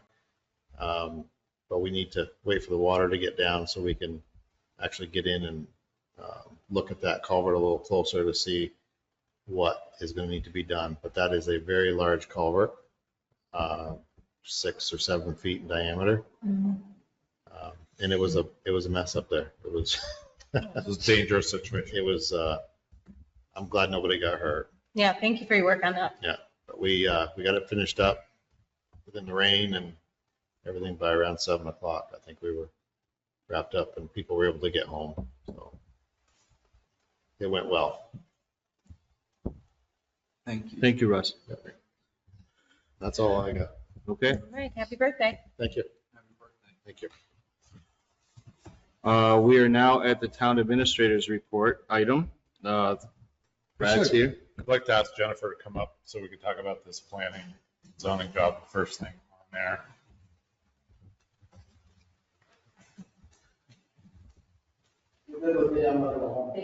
Yeah. Thank you. Happy birthday. Yeah, happy birthday. Dinner. Good night. So we've been batting around this, the planning and zoning position that I've been doing for a year. Little gun shy about, just hiring someone with no experience again, like we talked about before. You were all here, I think. So since then, and we're in the process of rewriting the job description, but since then, Taylor Newton from Chittenden County Regional Planning. So each county in Vermont has a regional planning commission, right? And they have fairly large staff, and their job is to support towns within their county. So Chittenden County Regional Planning is a very big organization. They have a multi-million-dollar budget. They oversee big V-Trans projects, all sorts of things. They have a large staff of planners, financial people, all sorts of people, very talented people, and a big staff. So an idea that some of the other regional planning commissions have been doing, such as Franklin County, they have been hiring extra staff to help support towns. So instead of, we're kind of thinking like a new model, and I think Jennifer put it perfectly, okay, you're a young person, or say a non-traditional person that comes in like myself or Jennifer, and we're here for the last part of our working life, and versus someone coming in maybe for the first part of their working life. There's no real place to grow here. You're in a job, and it's the same. It's the same job. There's no place to really grow. Our town's not going to grow exponentially, so there's only so far you can go. So what we found is usually after 4 or 5 years, sometimes just a couple of years, If the person's good. if the person's good, they want to move on to something bigger and better. So thinking of this model with Chittenden County Regional Planning, they could hire the staff, someone coming out of school, or maybe someone with some experience, a planning degree, do some training, right? And then farm these people out to municipalities. Like say we would share someone with Bolton, town of Bolton. Bolton's regs and our regs are modeled after each other. So there's a lot of commonality. But this way, they would be responsible for the employee. We would just subcontract them. They come in, fill our need. We'd still oversee or I'd still like to oversee the They final, still stamp all the final zoning. And then say that person grows. Let's say they do, they call it a planning or a zoning technician, entry-level planner, zoning technician. So the person comes out, they spend 5 years with, they have a place to go inside of regional planning. They can go up the ladder and become a senior planner. Right, or another town Or or a city is looking for someone, and now they've got this person who's spent 3 to 5 years, at this level learning. So we talked about it being like a feeder program. Mm. Because one of the things that we've been doing is almost all of the people that we've interviewed are young people without experience. And we've had people in this position and We're non-traditional people with no experience. Yeah. So it's really difficult. We're going to find ourselves in this situation where it's going to be 3, 4, 5 years. and then we're back to the We're drawing. back to the drawing board again, And this way, these people, are being trained, they're in the queue, you're going to get some transition, but it's nothing we can't handle. So basically what we're looking for is for the board to allow us to continue to explore this Right. with regional planning and have conversations with them. We've already had one initial conversation to just have is this something that makes any sense? And then continue to explore this and of course come back to you. Is this a model that is currently, are other towns doing this currently with Chittenden so County? Not with Chittenden County. Okay. No, as I Okay. mentioned with Franklin County Regional Okay. Planning, they're doing that model. One more thing I'll say, and then I'll turn it over to you, but currently, St. George, Bolton, Jericho, us, several other towns are looking for the same thing. So Chittenden County Regional understands or sees this opportunity. Mhm. They have some money in the budget. Anyway, that's that. So I like- This is so- a new program. Before we move forward, I'd like to see more documentation on what we're actually proposing and what the idea is before we go forward with going forward with Chittenden County. So if you have ideas that you can submit to the board as examples from Franklin County or whatnot, I'd like to have that come before the board to discuss and review that before it's kind of like a blank check type of option. There's a lot of details here that I'd like to have looked at. So if you guys have an idea of what you're trying to model something after, I'd like to see what the model is before we go too far. Well, so we're not going anywhere with it. Chittenden County, they haven't even decided whether or not they want to do this. We simply said, this is something that we want to explore with you. And we We said we would come share this thought with you guys. just want to That's continue great. to explore. And then we're not gonna do anything. We don't We have- just want to continue the conversation with them. It sounds like it's a brainstorming session right now that's ongoing with. Right. Yeah.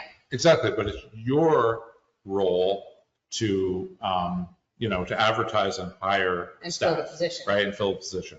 All we're saying is we'd like to explore this possibility Yeah. with them, and when we have more information, We come back to you, with it. but we didn't want to start having any conversations without the board being aware that we're trying to continue to find creative ways to fill a position that we have spent, a lot of time and energy and committee members interviewing, and we're, really just trying to figure out how we can best fill this position. I think it's a wonderful exploration.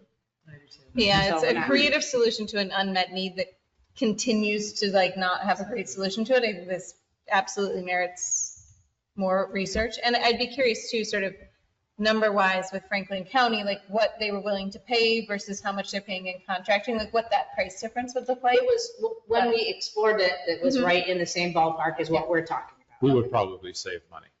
We would save money because this wouldn't necessarily be a full-time position here. Okay. Well, And we are talking about planning, or are we talking about planning and zoning? it would be both. It's planning and then it's a zoning technician. So Brad's role would still be to sign off on any of the final permits so that we don't get into any, legal. So this is also new because we've also discussed before when it was a 3-person board that we don't necessarily want to have someone overseeing that because we are putting a lot of pressure onto the town administrator then overseeing planning and zoning, that we want these to be standalone. So if this is the new thought that we are going to have, because there is going to come a day when Brad is no longer going to be here, are we going to then be able to find a candidate that is going to be able to oversee planning and zoning and being the town administrator? So that is a new concept and a new thought that we have not discussed or considered. I think we talked about it briefly the last time I brought it up with my frustration about having an inexperienced person signing off on these permits and the trouble that we've gotten into. But I agree with you, Bob, but I would just say with that their person would be, the people that they're going to be contracting us would be fully capable of doing the zoning position as well. Yeah. But I'm just saying, I don't have that comfort level, and I'm giving you this advice as an experienced person that I would not recommend just turning the reins over to someone immediately. I don't care who they are. So, but hopefully, I don't want to do it forever either, but I want to make sure once you give that zoning power, it's gone. And it's extremely powerful, more than you could ever imagine. If a permit gets issued, it's not appealed within a 15-day period, it stands forever. It's a big deal. But anyway, we'll keep talking with regional planning and working on the job description. And we'll come back to you. hear We just more. wanted to make you aware that we're trying to come up with some creative solutions. Very good. Next item on the agenda is the Underhill Historical Society walking paths and wetland update. So we met with Tina Heath. She's the wetland coordinator and not sure if you were here when, so the Historical Society came to the select board. We own the building and the land it surrounds. They wanted to build some walking paths. I had concerns about wetlands that were in the area. Tina Heath, she's the wetland district coordinator. She makes jurisdictional opinions on behalf of the state. She came out, we confirmed what my thoughts were. Yes, there's wetlands here. But I included in your packet her determination and some of her recommendations, which include non-permanent structures that are allowed. So there's a lot of, if you looked at those two links, there's a lot of allowed, like floating bridges and floating kind of plank walkways and so forth that are allowed in a wetland. And my recommendation to the select board would be to allow the Historical Society to get their little path over, and we're not talking a very big path, but to get it from the Historical Society to the town pond. And I think they can do that within the guidelines of what's allowed in a wetland. Were they planning to pay for the project themselves or Yes. raise funds for it Yeah, themselves? they have some funds. They have a resident in town had donated some funds for That's this right. purpose. Okay. So my recommendation would be to, let's not get into wetland delineation. Let's not get into permitting. Let's just do what's allowed under the law. Seems appropriate. So if you like the sounds of that, I can just let them know. Okay.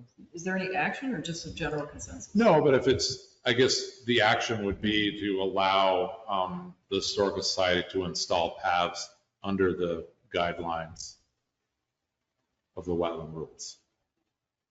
Sound good? And within the funds that were bequeathed from, I don't remember her name.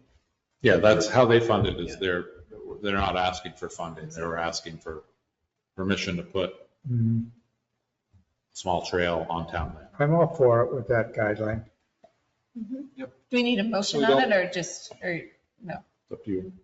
So the public is not going to have any say on where where these paths may be. That this is going to be a decision based solely on members of the Historical Society on where they want the paths to go and what they want, as long as it's within these guidelines for over there. There's only one place I can go. I'm comfortable with that. So there's only one place I can go, and So as long as it's in conforming with those guidelines. exactly. So I think it's reasonable, and it's not a big project here. Is it the consensus of the board to allow the Historical Society to move forward? Yes. I'm not seeing anyone say no, or hearing anyone say no. I'm for it. Okay, moving on. Next item, Underhill Center Sidewalk Study Alternatives, Meeting Review, discuss next steps for town-funded portion. Yeah, so Patty and Dan Steinbauer were here in attendance, the alternative meeting. I think there was a lot of good discussion. There was a lot of discussion, but the consultant did a really good job. We had major technical difficulties that I fixed, but unfortunately it seems like we're having some more difficulties. Dan wasn't able to get online tonight, so we need to continue to work through that. But we had about 20 people in attendance, I think. The maps were laid out. People had some good thoughts and some good ideas. And I think the consultant has agreed that my original layout that I kind of had proposed is the logical choice. So we have some ARPA money set aside for this sidewalk. I would like to start. I'd like to obtain several prices from a surveying firm and several prices from an engineering firm to get this work started. So we need to do an initial, like, existing conditions survey plan, show the right of way, show the pavement, show the obstacles, get the survey done, then turn that survey over to an engineering firm that can design a sidewalk for us. Brad, this is just the segment. We're just talking. Segment 4? Yeah, Is it this, 4? I believe it is 4, right? Segment 4, so they presented 5 or 6 segments, but this is just what you're talking, just in front of the town office to. Correct. So just to kind of Stevensville. recap, like section 1 was from Sand Hill to the Hummel Bridge, what we call the Hummel Bridge, which is the first bridge across the grounds. Section 2, I think, was from there to the post office, roughly. Yep. Section 3 came around the corner to Beartown, then from Beartown up to the school was 4, then from the school up to Mountain Road was 5. So yeah, we're just talking about what I had presented quite a while back, which would be basically from the frontage on Moore Park, the frontage on the Diffendorfer parcel, and then the remaining frontage that we own. Brad, can you come up with a plan that you can present to the board so that it's ready to go as far as mapping out what you believe the next steps for the board to take are as it relates to the sidewalk project? So we have something before us to review. I would like to get prices to do that. But if you want to see what the written overall plan is of what we're talking about, so that we have something to refer back to. Yeah. And then we can start adding in variables as we discover what those variables are, as far as prices for surveying and engineering and stuff like that, so that we know, like, we all agree upon this is the plan, and we agree these are the steps that we need to take, and then we can go out and find what the costs are going to be associated with those things. So that being said, I think it's good to survey a little bit more than what you think you're going to accomplish, right? So you have the information. We won't know what we're going to be able to accomplish till the engineering stage is done. Then the cost estimates for construction will be done. So put that in the plan. I think that it would be good to have in the plan that you present to us the estimated cost. We won't know that until, I have some rough estimates, but. No, I mean, what you were saying, you were going to ask some surveyor people and No. So I think you're misunderstanding what I'm saying here. So I can come up with a dream of what we'd like to get done, a plan of what we'd like to accomplish. Okay, We're going to need to get surveyed data for that, which may be a little bit more than what we're going to be able to accomplish, but it's not money wasted. And then we need an engineering firm to design what we'd like to do. And then we'll get cost estimates from the engineer. And we're talking like in the winter sometime. We'll be getting this information. Then we'll know what you could do with the ARPA money. So okay. if you I'll can come back with the map. the map of the plan that we can refer back Yep. to, and then We've we seen can it start before. plinking away at the items on the plan, and move forward from there. He wants to see the map and then.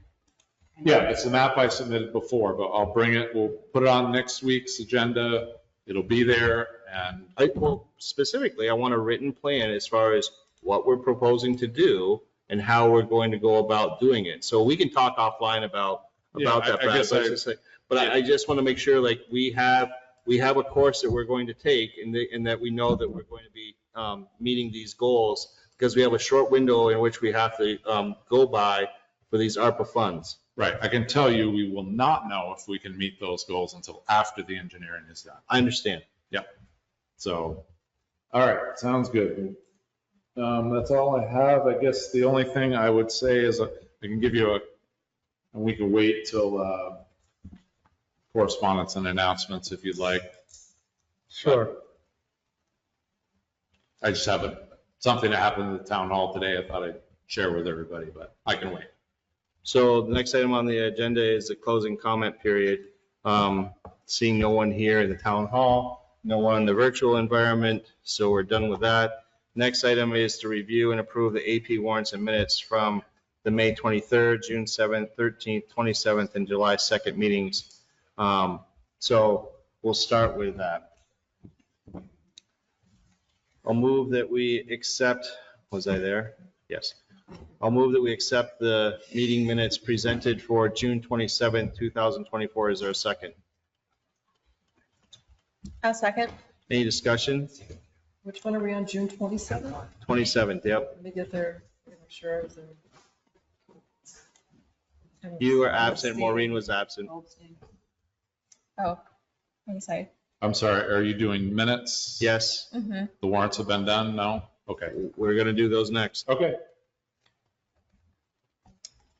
Should I abstain Yeah. since I was at Yes. the meeting? So I'm going to retract my second since I Okay, was so not is at there that a meeting.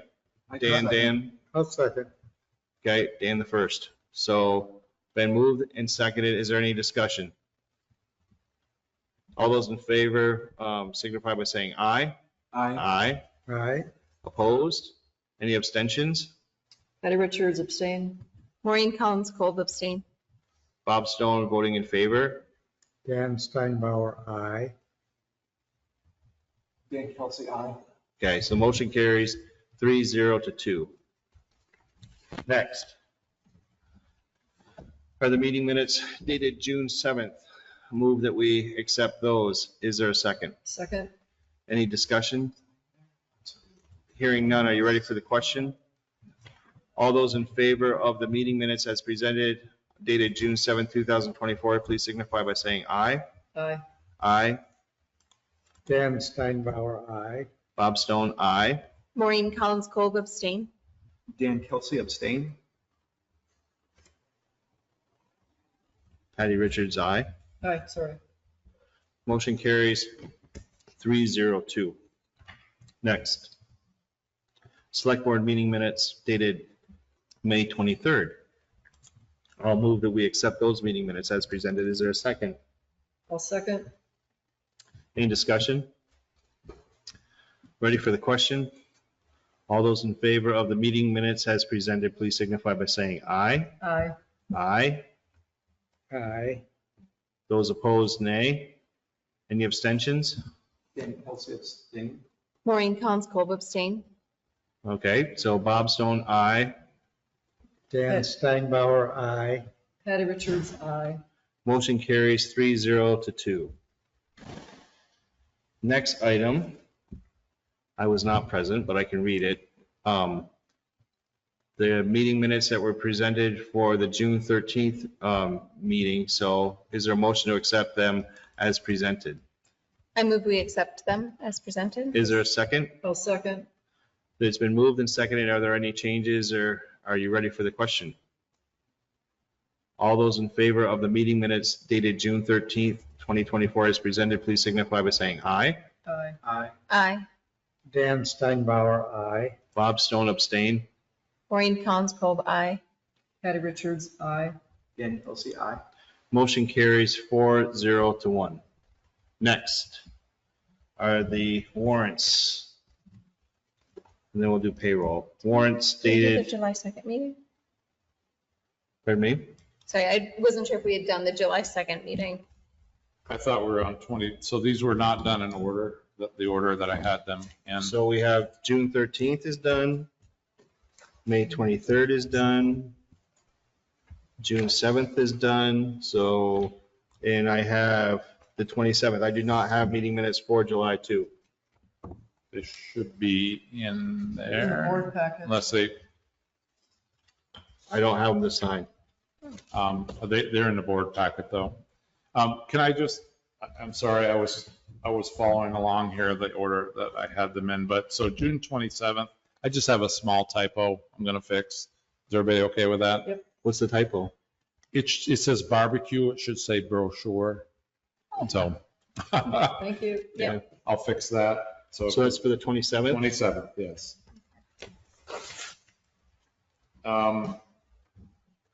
And July 2nd, that was the tax rate, right? Yes. Yeah, the special meeting. Yeah. So it looks a So- little different, but it was, maybe it didn't get printed.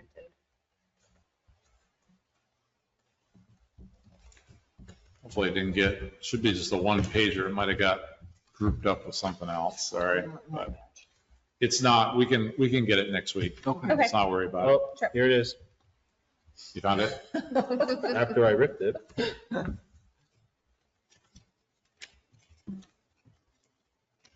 Tape.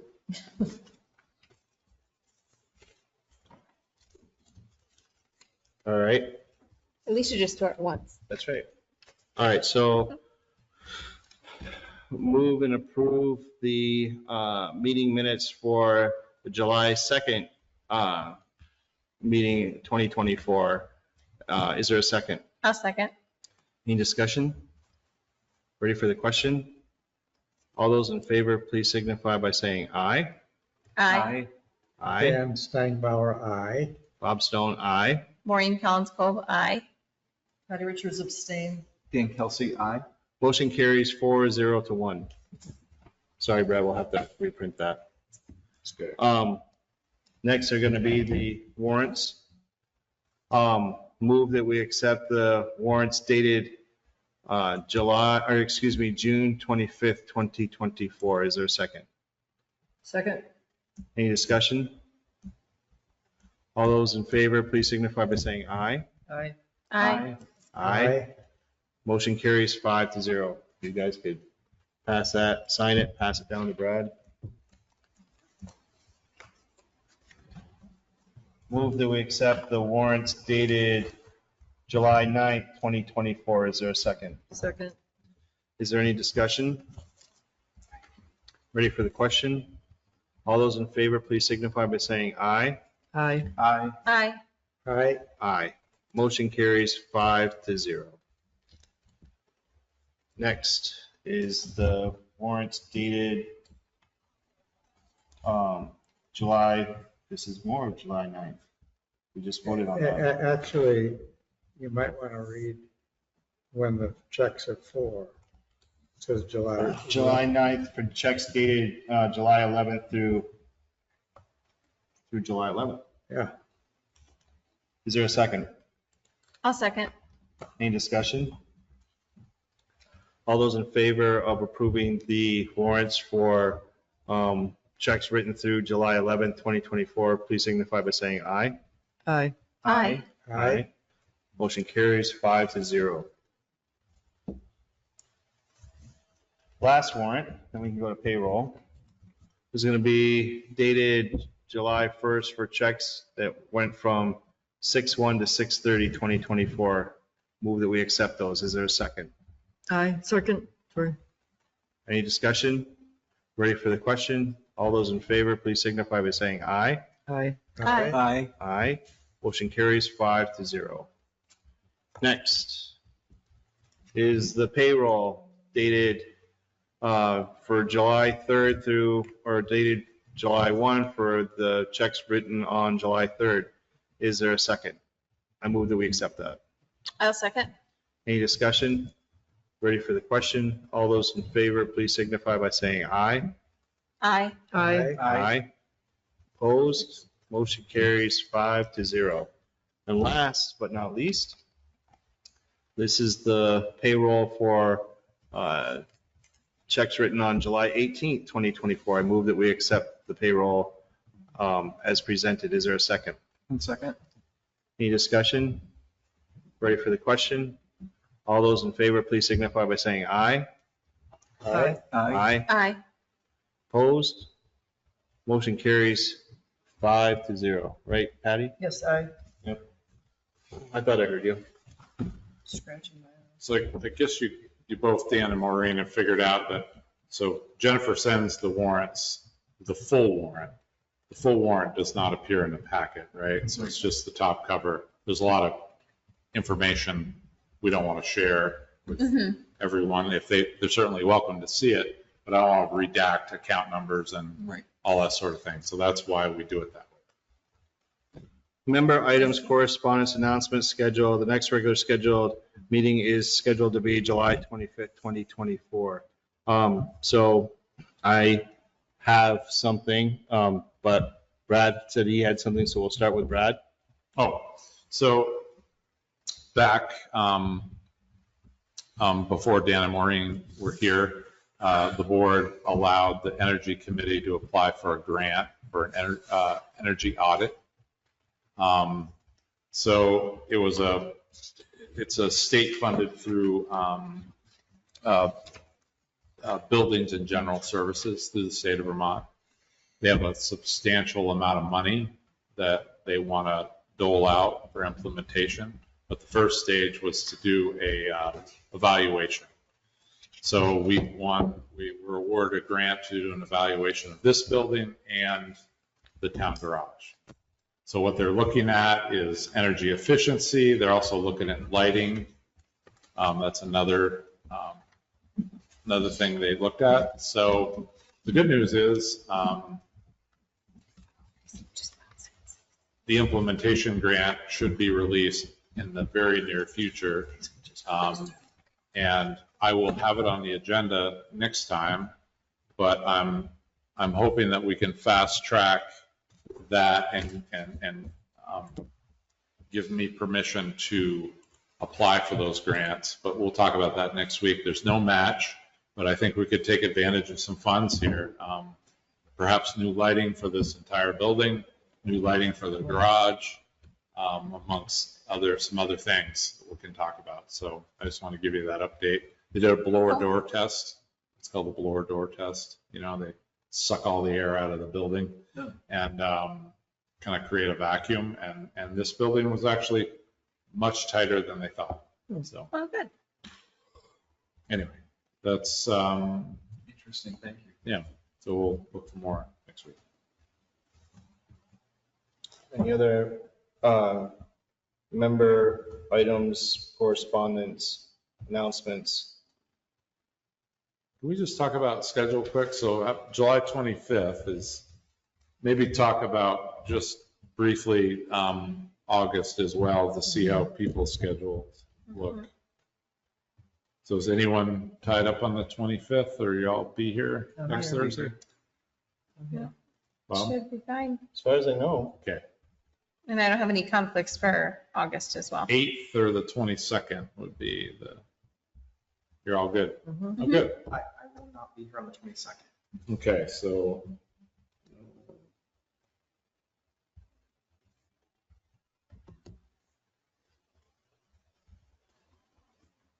All right, so it just helps me because I'll get some few things that I'll go over with Bob to queue up on the agenda, so.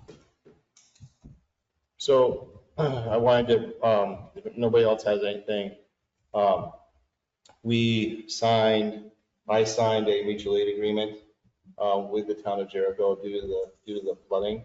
And the idea behind that was that should this recent flooding that takes place be declared a federal declared emergency, that the town would be able to be compensated back from the town of Jericho for the hours that we spent, not only with our equipment, but for our labor costs as well. So I wanted to go on the record in saying that, pending whether or not this is going to be declared a declaration, and then moving forward, we have something in place so that if this was going to ever happen again, we have something that will be standing. I asked Brad to consider drafting similar arrangements, mutual aid agreements with our other neighboring towns should this happen again, and other towns need assistance such as Cambridge, Bolton, and Westford. Our surrounding communities around us, I would not ask the town of Stowe because there's no road that connects us that's viable. Kind of the same with Bolton as well, but we can talk about that.